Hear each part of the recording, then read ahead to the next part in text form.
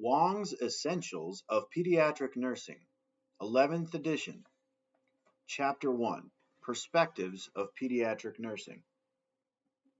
Healthcare for children. The major goal for pediatric nursing is to improve the quality of healthcare for children and their families. In 2018, almost 74 million children 0 to 17 years old lived in the United States, making up 22% of the population. The health status of children in the United States has improved in a number of areas, including increased immunization rates for all children, decreased adolescent birth rate, and improved child health outcomes. The 2019 America's Children in Brief Indicators of Well-Being reveals that preterm births increased slightly in 2016 after a continuous decline since 2007. Average mathematics scores for 4th and 8th grade students have remained stable since 2015, and the violent crime victimization rate among youth decreased during the last 20 years. Although the number of children living in poverty decreased slightly in 2017, overall the rate remains high at 18%. The percentage of children with at least one parent employed full-time year-round increased to 78% in 2017. Millions of children and their families have no health insurance, which results in a lack of access of care and health promotion services. In addition, disparities in pediatric healthcare are related to race, ethnicity, socioeconomic status, and geographic factors. Patterns of child health are shaped by medical progress and societal trends. Urgent priorities for health and healthcare of children in the United States are the focus for action toward new policy priorities. Health promotion. Child health promotion provides opportunities to reduce differences in current health status among members of different groups and to ensure equal opportunities and resources to enable all children to achieve their fullest health potential. The Healthy People 2030 Leading Health Indicators, Box 1.2, provide a framework for identifying essential components for child health promotion programs designed to prevent future health problems in our nation's children. Bright Futures is a national health promotion initiative with a goal to improve the health of our nation's children. Major themes of the Bright Futures Guideline are promoting family support, child development, mental health, and healthy nutrition that leads to healthy weight, physical activity, oral health, healthy sexual development, and sexuality, safety, and injury prevention, and the importance of community relationships and resources. Throughout this book, developmentally appropriate health promotion strategies are discussed. Key examples of child health promotion themes essential for all age groups include promoting development, nutrition, and oral health. Bright Futures recommendations for preventative health care during infancy, early childhood, and adolescence are found throughout the book. Development. Health promotion integrates surveillance of the physical, psychological, and emotional changes that occur in human beings between birth and the end of adolescence.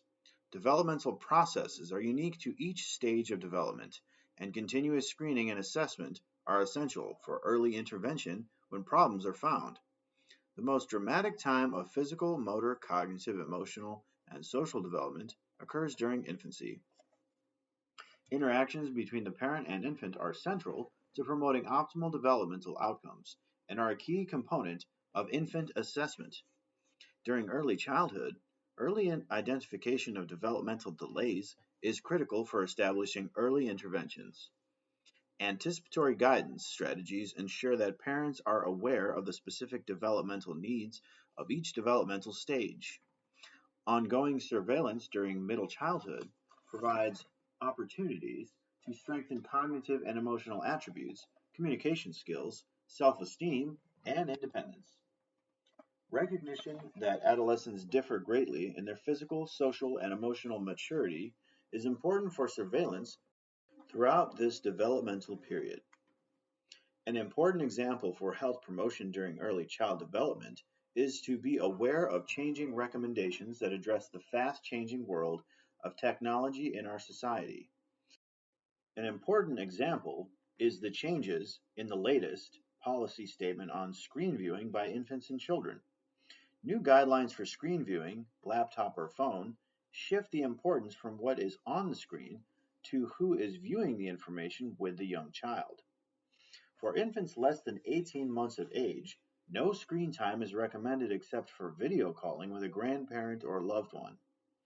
Parents should be advised to use technology sparingly before 5 years of age and to always participate during screen time viewing.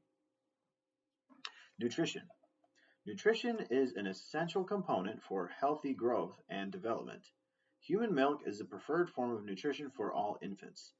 Breastfeeding provides the infant with micronutrients, immunologic properties, and several enzymes that enhance digestion and absorption of these nutrients.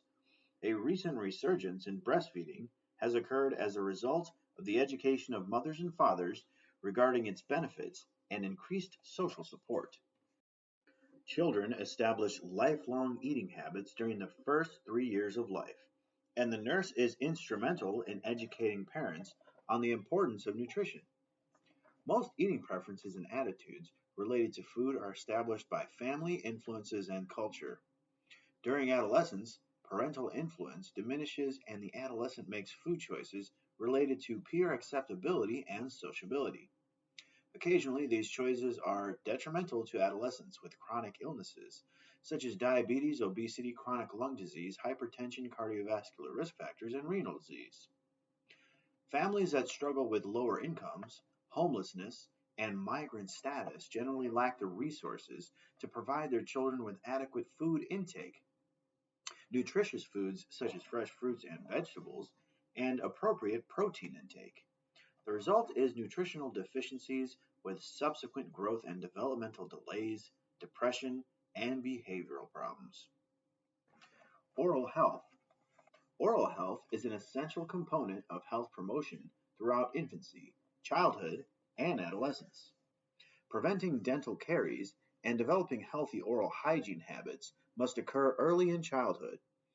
Dental caries has been recommended for decades as a significant yet preventable health problem for children. By 3 years of age, 28% of children will have one or more cavities. Children in racial or cultural minority groups experience disparities in oral health care and are much more likely to have dental disease. Preschoolers of low-income families are twice as likely to develop tooth decay and only half as likely to visit the dentist as other children. Early childhood caries is a preventable disease, and nurses play an essential role in educating children and parents about practicing dental hygiene, beginning with the first tooth eruption, drinking fluoridated water, including bottled water, and instituting early dental preventative care. Oral health care practices established during the early years of development prevent destructive periodontal disease and dental decay. Childhood health problems.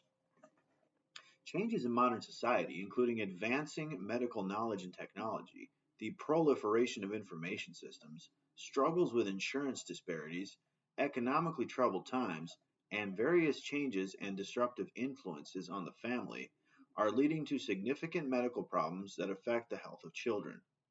Problems that can negatively affect a child's development include poverty, violence, aggression, noncompliance, school failure, and adjustment to parental separation and divorce. In addition, mental health issues cause challenges in childhood and adolescence. Emergence of the COVID-19 pandemic impacts children both physically and mentally. Recent concern has focused on groups of children who are at highest risk, such as children born preterm or with very low birth weight, VLBW, or low birth weight, LBW, children attending child care centers, children who live in poverty or are homeless, children of immigrant families, and children with chronic medical and psychiatric illness and disabilities. In addition, these children and their families face multiple barriers to adequate health, dental, and psychiatric care. A perspective of several health problems facing children and the major challenges for pediatric nurses is discussed in the following sections. Obesity and type 2 diabetes. Childhood obesity, the most common nutritional problem among American children, is increasing in epidemic proportions. Obesity in children and adolescents is defined as body mass index (BMI) at or greater than 95th percentile for youth of the same age and gender. Overweight is defined as a BMI at or above the 85th percentile and below the 95th percentile for children and teens of the same age and sex. The prevalence of obesity during childhood was 18.5%, and obesity affects more than 13.7 million children and adolescents in 2016. Increasing evidence indicates that maternal obesity is a major influence on offspring health during childhood and in adult life. Optimal nutritional and microbial environment during pregnancy may reduce the risk of infants being obese or overweight during early life. Obesity and overweight research now recommends that education and preventative strategies be implemented beginning in infancy, and some researchers even feel that the prenatal period is best. Emphasis is on preventative strategies that start in infancy and in the prenatal period. Lack of physical activity and a sedentary lifestyle related to limited resources, unsafe environments, and inconvenient play and exercise facilities, combined with easy access to television and video games, increases the incidence of obesity among low-income, minority children. Overweight youth have increased risk for cardiometabolic changes, a cluster of cardiovascular factors that include hypertension, altered glucose metabolism, dyslipidemia, and abdominal obesity in the future.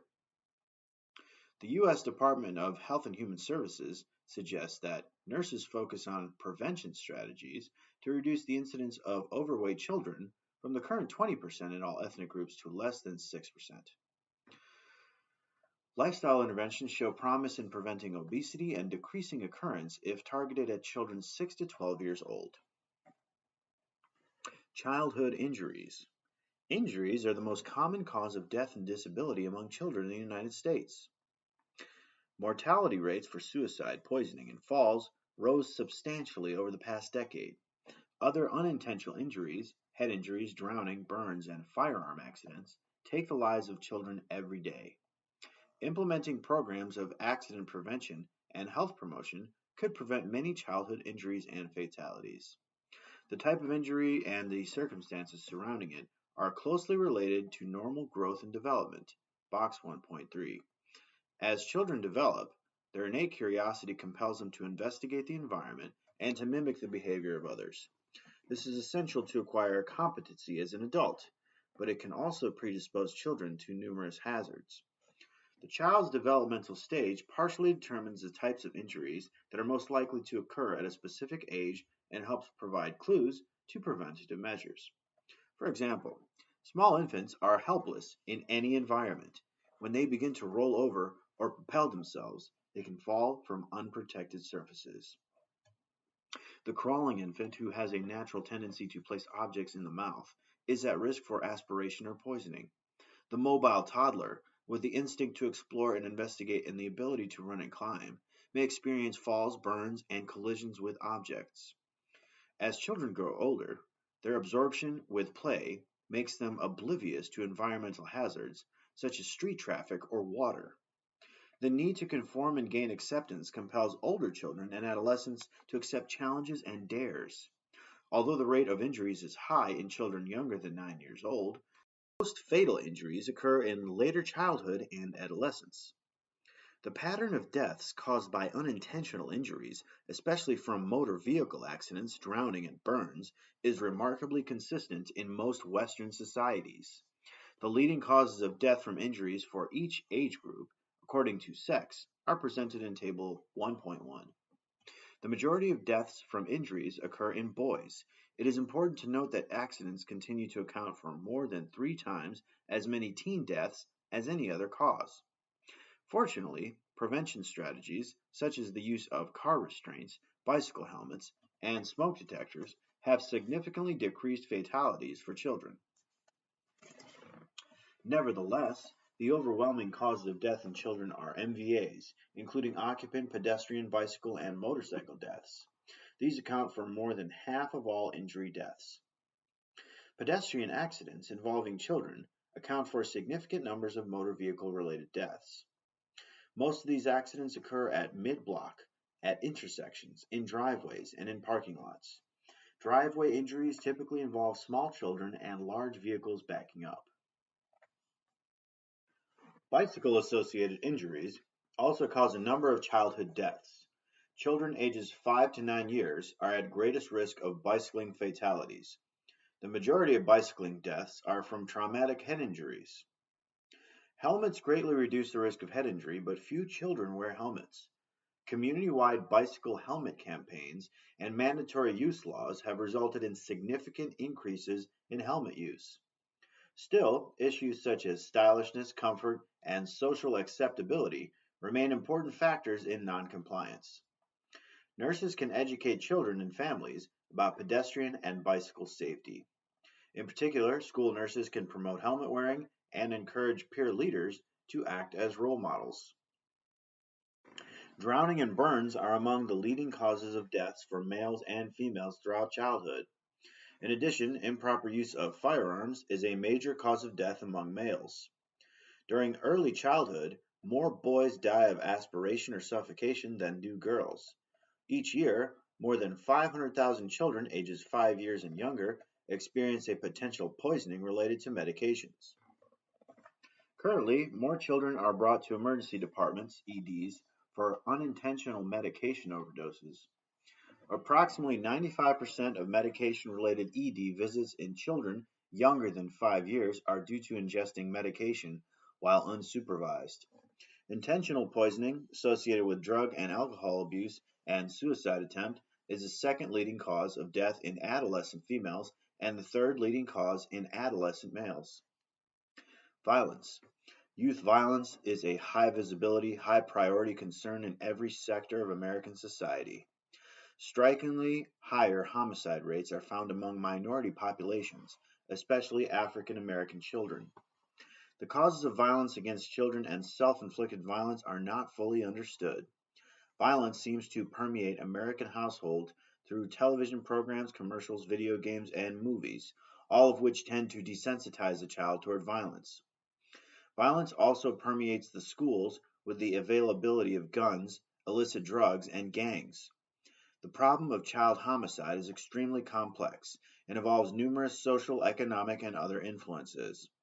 Prevention lies in a better understanding of the social and psychologic factors that lead to the high rates of homicide and suicide. Nurses need to be especially aware of young people who harm animals or start fires, are depressed, are repeatedly in trouble with the criminal justice system, or are associated with groups known to be violent. Prevention requires early identification and rapid therapeutic intervention by qualified professionals. Pediatric nurses can assess children and adolescents for risk factors related to violence. Families that own firearms must be educated about their safe use and storage. The presence of a gun in a household increases the risk of suicide by about fivefold and the risk of homicide by about threefold. Technologic changes such as child-proof safety devices and loading indicators can improve the safety of firearms. Adolescent vaping epidemic. The use of e-cigarettes has become a national epidemic. The rise in vaping using e-cigarettes, reported in 2018, had increased by 78% in high school students and even more concerning among middle school students by 48%. This is the largest increase in adolescent substance abuse recorded over a 1 year period.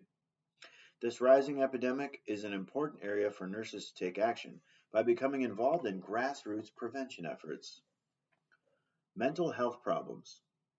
1 in 5 children experiences mental health problems, and 80% of chronic mental disorders begin in childhood. There is significant research that highlights the importance of early social emotional support to foster positive mental health. The National Institute for Children's Health Quality hosts numerous resources on its website that provide insight into promoting optimal health in children. Many adolescents with anxiety disorders, impulse control disorders, or attention deficit hyperactivity disorder, ADHD, develop these during adolescence. Nurses should be alert to the symptoms of mental illness and potential suicidal ideation, and be aware of potential resources for high-quality integrated mental health services. Infant mortality. The infant mortality rate is the number of deaths during the first year of life per 1,000 live births. It may be further divided into neonatal mortality, less than 28 days of life, and post-neonatal mortality, 28 days to 11 months. In the United States, the infant mortality rate was 5.8 per 1,000 live births. The neonatal mortality rate was 3.84, and the post-neonatal mortality rate was 1.95 in 2017. Birth weight is considered the major determinant of neonatal death in technologically developed countries. The relatively high incidence of LBW, less than 2,500 grams, 5.5 pounds, in the United States is considered a key factor in its higher neonatal mortality rate compared with other countries. Access to and the use of high-quality prenatal care are promising preventative strategies to decrease early delivery and infant mortality. As Table 1.2 demonstrates, many of the leading causes of death during infancy continue to occur during the perinatal period. The first four causes, congenital anomalies, disorders relating to short gestation and unspecified LBW, newborn affected by maternal complications of pregnancy, and sudden infant death syndrome, accounted for half, 49.8%, of all deaths of infants younger than 1 year old. Many birth defects are associated with LBW, and reducing the incidence of LBW will help prevent congenital anomalies. Infant mortality resulting from human immunodeficiency virus, HIV, infection decreased significantly during the 1990s. When infant death rates are categorized according to race, a disturbing difference is seen. Infant mortality for whites is considerably lower than for all other races in the United States, with African Americans having twice the rate of whites. The LBW rate is also much higher for African American infants than for any other group. One encouraging note is that the gap in mortality rates between white and non-white races, other than African Americans, has narrowed in recent years. Infant mortality rates for Hispanics and Asian Pacific Islanders have decreased dramatically during the past 2 decades. Childhood mortality. Death rates for children older than 1 year of age have always been lower than those for infants. Children ages 5 to 14 years have the lowest rate of death. However, a sharp rise occurs during later adolescence, primarily for injuries, homicide, and suicide. In 2014, accidental injuries accounted for 34.4% of all deaths. The second leading cause of death was suicide, accounting for 12.1% of all deaths. The trend in racial differences that occurs in infant mortality is also apparent in childhood deaths for all ages and for both sexes. Whites have fewer deaths for all ages, and male deaths outnumber female deaths. After 1 year of age, the cause of death changes dramatically, with unintentional injuries, accidents, being the leading cause from the youngest ages to the adolescent years. Violent deaths have been steadily increasing among young people ages 10 through 25 years, especially among African Americans and males. Homicide is the third leading cause of death in the 15 to 19 year age group. Children 12 years of age and older tend to be killed by non-family members, acquaintances, and gangs, typically of the same race, and most frequently by firearms. Suicide, a form of self-violence, is the third leading cause of death among children and adolescents 10 to 19 years old. Childhood morbidity. Acute illness is defined as an illness with symptoms severe enough to limit activity or require medical attention. Respiratory illness accounts for approximately 15% of all acute conditions. 11% are caused by infections and parasitic disease, and 15% are caused by injuries. The chief illness of childhood is the common cold. The types of diseases that children contract during childhood vary according to age. For example, upper respiratory tract infections and diarrhea decrease in frequency with age, whereas other disorders, such as acne and headaches, increase. Children who have had a particular type of problem are more likely to have that problem again. Morbidity is not distributed randomly in children. Recent concern has focused on groups of children who have increased morbidity: homeless children, children living in poverty, LBW children, children with chronic illnesses, foreign born adopted children, and children in daycare centers. A number of factors place these groups at risk for poor health. A major cause is barriers to healthcare, especially for the homeless, the poverty stricken, and those with chronic health problems. Other factors include improved survival of children with chronic health problems, particularly infants of VLBW. The art of pediatric nursing. Philosophy of care. Nursing of infants, children, and adolescents involves the protection, promotion, and optimization of health and abilities, prevention of illness and injury, alleviation of suffering through the diagnosis and treatment of human response, and advocacy in the care of individuals, families, and populations. Family-centered care. The philosophy of family-centered care recognizes the family as the constant in a child's life. Family-centered care is an approach to the planning, delivery, and evaluation of healthcare that is grounded in mutually beneficial partnerships among healthcare providers, patients, and families. Nurses support families in their natural caregiving and decision-making roles by building on their unique strengths and acknowledging their expertise in caring for the child both within and outside the hospital setting. The nurse considers the needs of all family members in relation to the care of the child. The philosophy acknowledges diversity among family structures and backgrounds, family goals, dreams, strategies, and actions, and family support, service, and information needs. The two basic concepts in family-centered care are enabling and empowerment.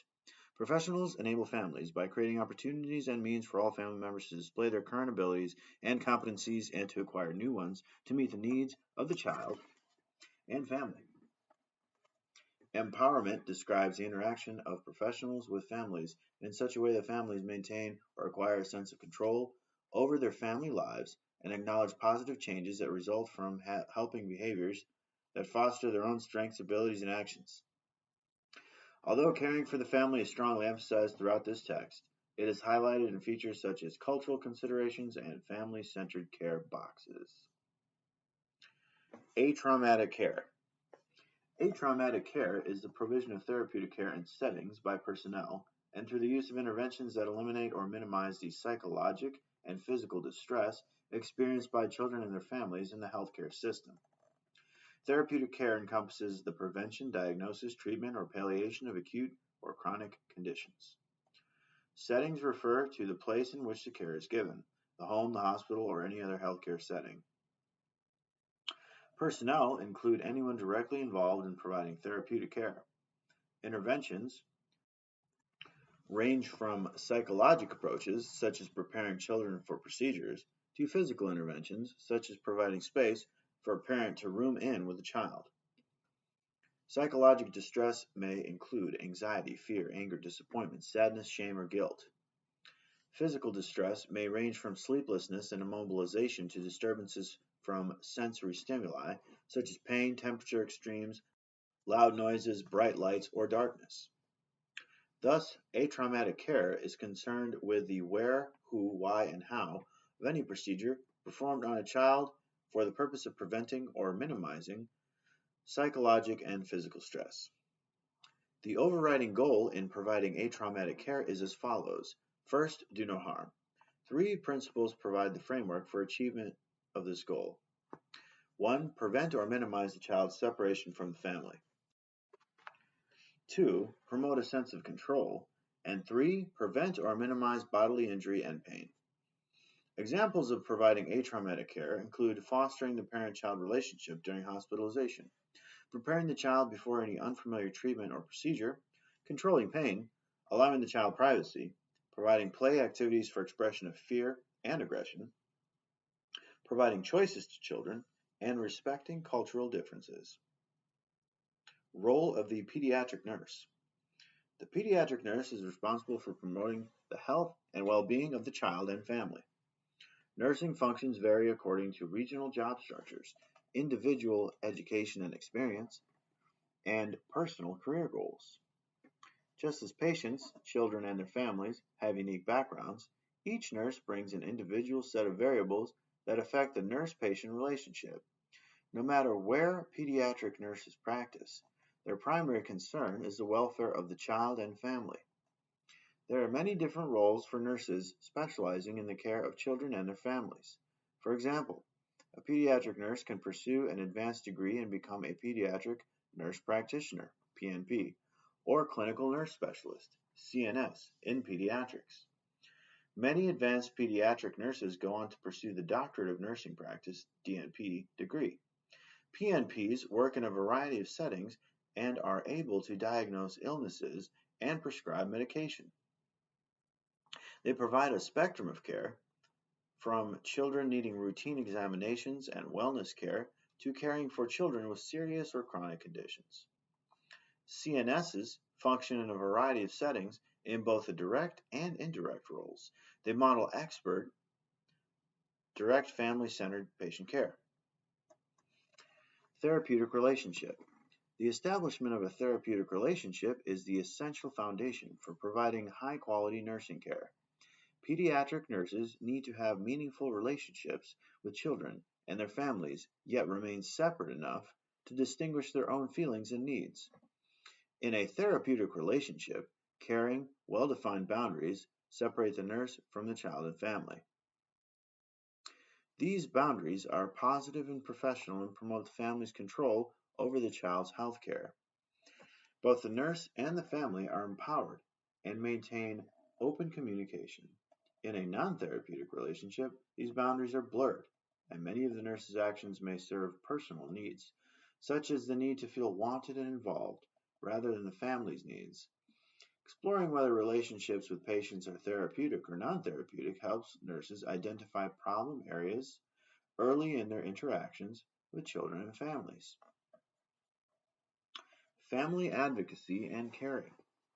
Although nurses are responsible to themselves, the profession, and the institution of employment, their primary responsibility is to the consumer of nursing services, the child and family. The nurse must work with family members, identify their goals and needs, and plan interventions that best address the defined problems. As an advocate, the nurse assists the child and family in making informed choices and acting in the child's best interest.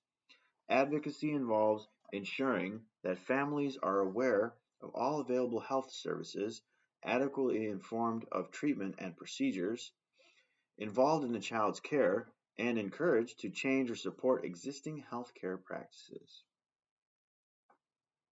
As nurses care for children and families, they must demonstrate caring, compassion, and empathy for others.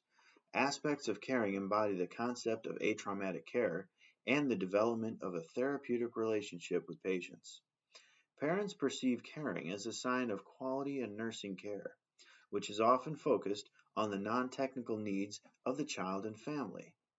Parents describe personable care as actions by the nurse that include acknowledging the parent's presence, listening, making the parent feel comfortable in the hospital environment, involving the parent and child in the nursing care, showing interest in and concern for their welfare, showing affection and sensitivity to the parent and child, communicating with them, and individualizing the nursing care. Parents perceive personable nursing care as being integral to establishing a positive relationship. Disease prevention and health promotion. Every nurse involved in caring for children must understand the importance of disease prevention and health promotion. A nursing care plan must include a thorough assessment of all aspects of child growth and development, including nutrition, immunizations, safety, dental care, socialization, discipline, and education. If problems are identified, the nurse intervenes directly or refers the family to other healthcare providers or agencies. The best approach to prevention is education and anticipatory guidance. In this text, each chapter on health promotion includes sections on anticipatory guidance. An appreciation of the hazards or conflicts of each developmental period enables the nurse to guide parents regarding child rearing practices aimed at preventing potential problems. One significant example is safety.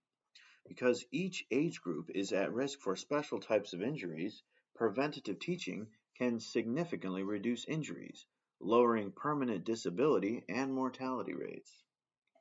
Prevention also involves less obvious aspects of caring for children. The nurse is responsible for providing care that promotes mental well-being, e.g., enlisting the help of a child life specialist during a painful procedure, such as an immunization. Health teaching. Health teaching is inseparable from family advocacy and prevention. Health teaching may be the nurse's direct goal, such as during parenting classes, or may be indirect, such as helping parents and children understand a diagnosis or medical treatment. Encouraging children to ask questions about their bodies, referring families to health-related professional or lay groups, supplying patients with appropriate literature, and providing anticipatory guidance.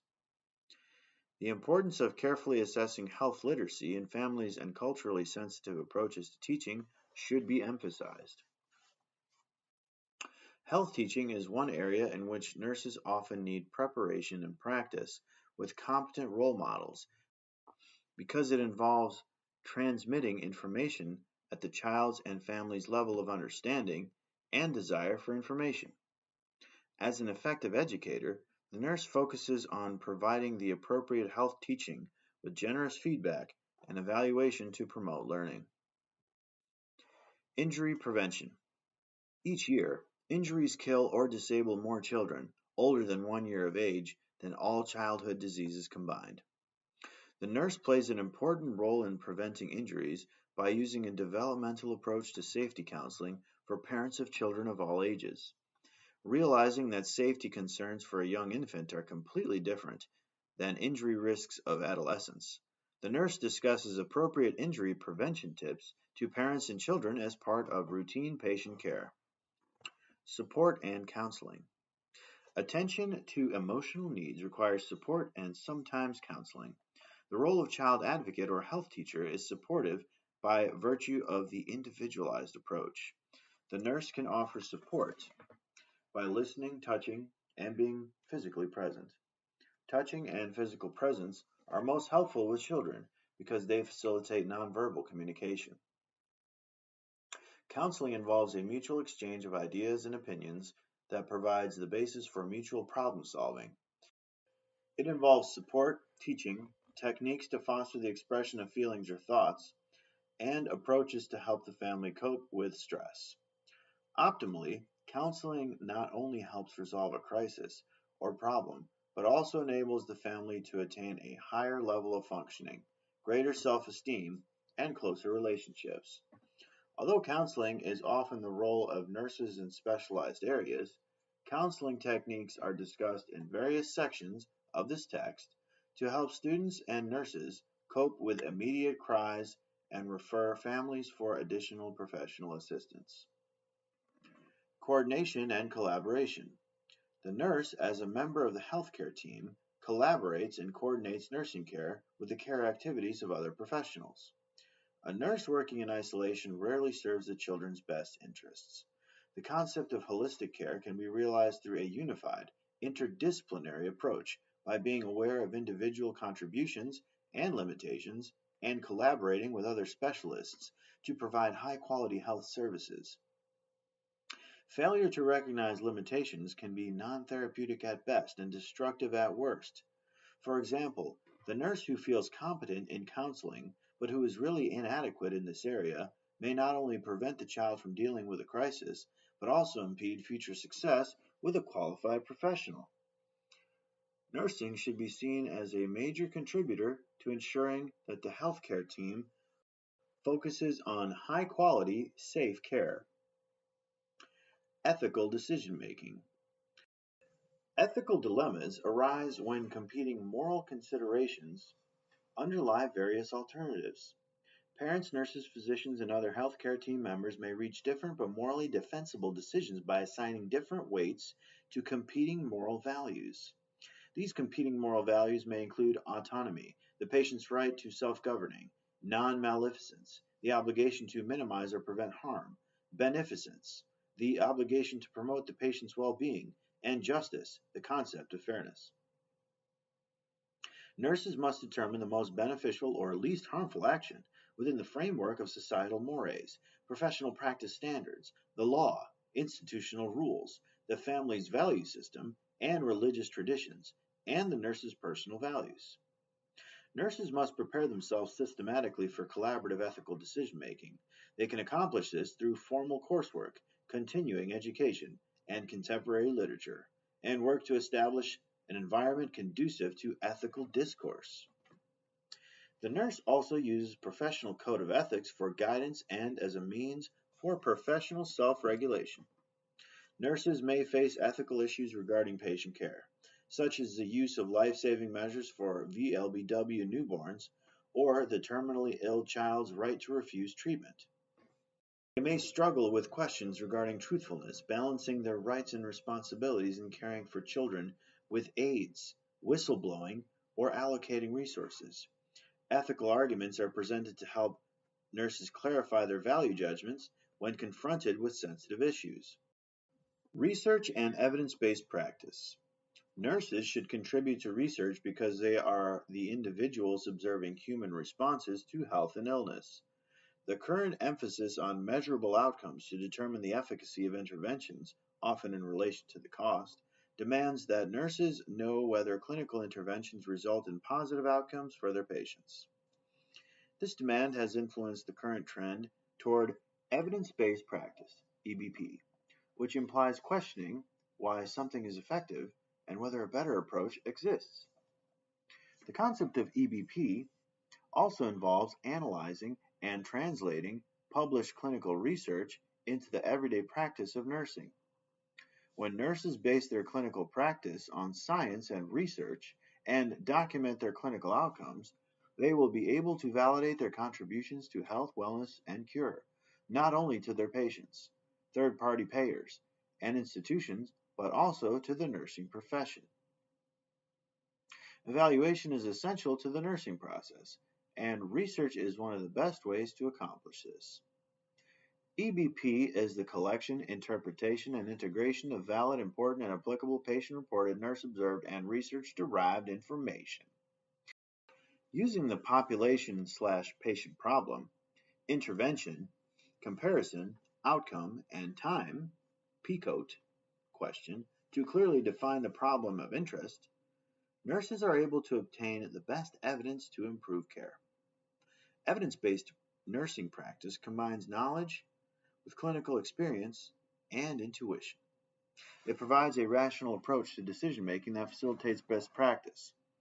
EBP is an important tool that complements the nursing process by using critical thinking skills to make decisions based on existing knowledge. The traditional nursing process approach to patient care can be used to conceptualize the essential components of EBP in nursing. During the assessment and diagnostic phases of the nursing process, the nurse establishes important clinical questions and completes a critical review of existing knowledge. EBP also begins with identification of the problem. The nurse asks clinical questions in a concise, organized way that allows for clear answers. Once the specific questions are identified, extensive searching for the best information to answer the question begins. The nurse evaluates clinically relevant research, analyzes findings from the history and physical examination, and reviews the specific pathophysiology of the defined problem. The third step in the nursing process is to develop a care plan. In evidence-based nursing practice, the care plan is established on completion of a critical appraisal of what is known and not known about the defined problem. Next, in the traditional nursing process, the nurse implements the care plan. By integrating evidence with clinical expertise, the nurse focuses care on the patient's unique needs. The final step in EBP is consistent with the final phase of the nursing process to evaluate the effectiveness of the care plan. Searching for evidence in this modern era of technology can be overwhelming. For nurses to implement EBP, they must have access to appropriate recent resources such as online search engines and journals. In many institutions, computer terminals are available on patient care units, with the internet and online journals easily accessible. Another important resource for the implementation of EBP is time. The nursing shortage and ongoing changes in many institutions have compounded the issue of nursing time allocation for patient care, education, and training. In some institutions, nurses are given paid time away from performing patient care to participate in activities that promote EBP. This requires an organizational environment that values EBP and its potential impact on patient care. As knowledge is generated regarding the significant impact of EBP on patient care outcomes, it is hoped that the organizational culture will change to support the staff nurses' participation in EBP. As the amount of available evidence increases, so does our need to critically evaluate the evidence. Throughout this book, translating evidence into practice boxes summarize the existing evidence that promotes excellence in clinical care. The grading of recommendations, assessment, development, and evaluation criteria are used to evaluate the quality of research articles used to develop practice guidelines. Table 1.4 defines how the nurse rates the quality of the evidence using the grade criteria and establishes a strong versus weak recommendation. Each translating evidence into practice box rates the quality of existing evidence and the strength of the recommendation for practice change. Clinical judgment and reasoning when providing nursing care to children and families. Clinical judgment and reasoning. A systematic thought process is essential to a profession. It assists the professional in meeting the patient's needs. The National Council of State Boards of Nursing, NCSBN, definition of clinical judgment is the observed outcome of critical thinking and decision making.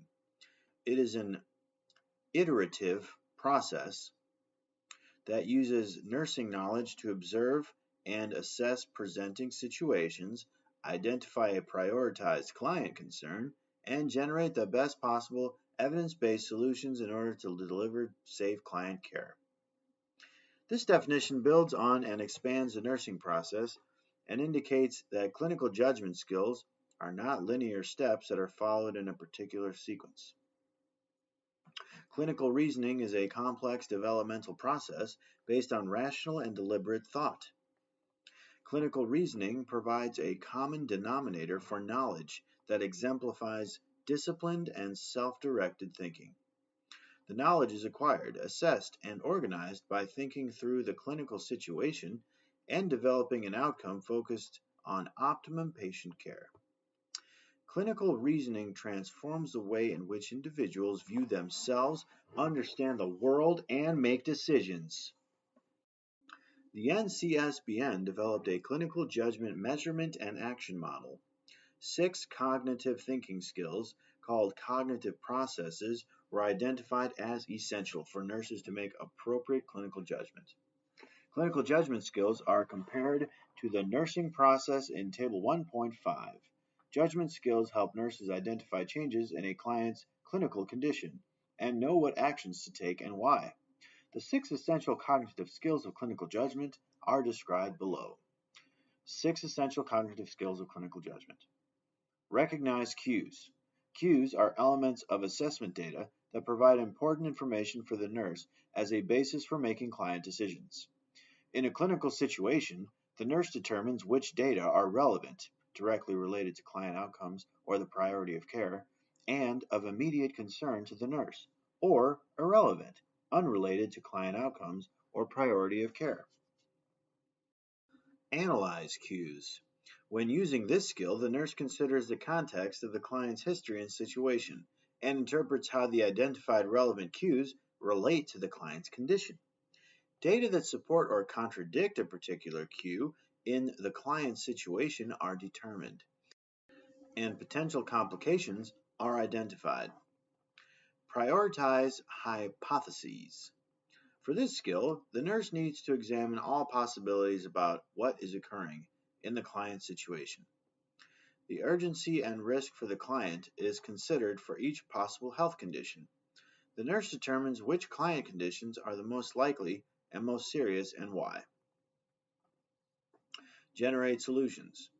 To generate solutions, the nurse first identifies expected client outcomes. Using the prioritized hypotheses, the nurse then plans specific actions that may achieve the desirable outcomes.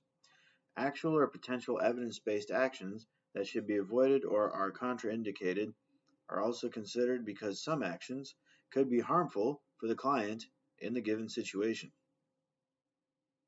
Take action. Using this skill, the nurse decides which nursing actions will address the highest priorities of care and determines in what priority these actions will be implemented. Actions can include, but are not limited to, additional assessment, health teaching, documentation, request primary healthcare provider orders, performance of nursing skills, and consultation with healthcare team members. Evaluate outcomes. After implementing the best evidence-based nursing action, the nurse evaluates the actual client outcomes in the situation and compares them to expected outcomes. The nurse then decides if the selected nursing actions were effective, ineffective, or made no difference in how the client is progressing. In recognition of the importance of clinical judgment, case studies throughout the book present the importance of clinical judgment of nursing care. Nursing care plans are revised to integrate clinical judgment into nursing decisions. Clinical judgment allows the nurse to gather information and evaluate the relevance of the evidence to the specific clinical problem and patient. This promotes the application of knowledge to real clinical situations. The documentation of nursing care is an essential nursing responsibility, and essential documentation components are summarized in the Nursing Care Guidelines box. Quality outcome measures. Quality of care refers to the degree to which health services for individuals and populations of desired health outcomes and are consistent with current professional knowledge. The Progress Report to Congress on the National Strategy for Quality Improvement in Healthcare focuses on 6 national quality priorities of healthcare quality improvement. 1. Making care safer by reducing harm caused in delivery of care. 2. Ensuring that each person and family is engaged as partners in their care. 3. Promoting effective communication and coordination of care.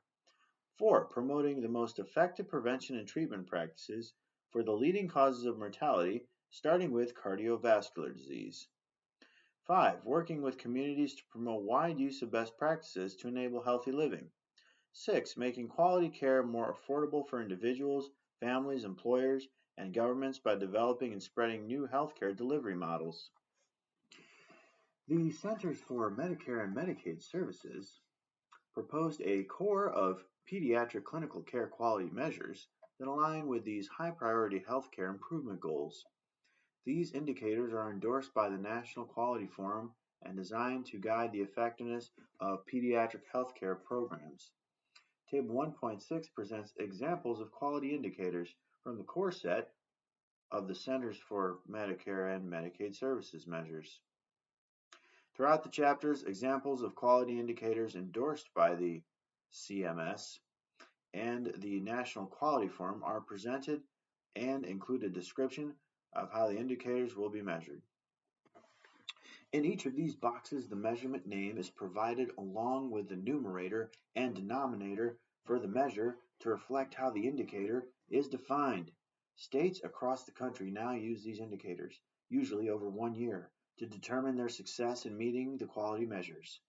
We also have developed examples of specific patient-centered quality outcome measures for certain diseases throughout the book. These quality outcome measures promote interdisciplinary teamwork, and the boxes throughout the book exemplify measures of effective collaboration to improve care. Pediatric quality indicators and quality patient outcomes boxes throughout this book assist nurses in identifying appropriate measures that evaluate the quality of patient care. Children's Hospital's Solutions for Patient Safety is an excellent resource for intervention prevention bundles specific to pediatric care. Its website has materials related to national initiatives that are implemented across more than 130 children's hospitals throughout the country. These activities are dedicated to creating safe and healing environments for all children and their families. The Quality and Safety Education for Nurses Institute has defined quality and safety competencies for nursing. The Quality and Safety Education for Nurses Institute is now being hosted by faculty at the Case Western Reserve University and provides a comprehensive overview for the development of knowledge, skills, and attitudes related to quality and safety in healthcare. In this book, Each translating evidence into practice box includes the quality and safety education for nurses institute competencies related to knowledge, skills, and attitudes for evidence-based nursing practice.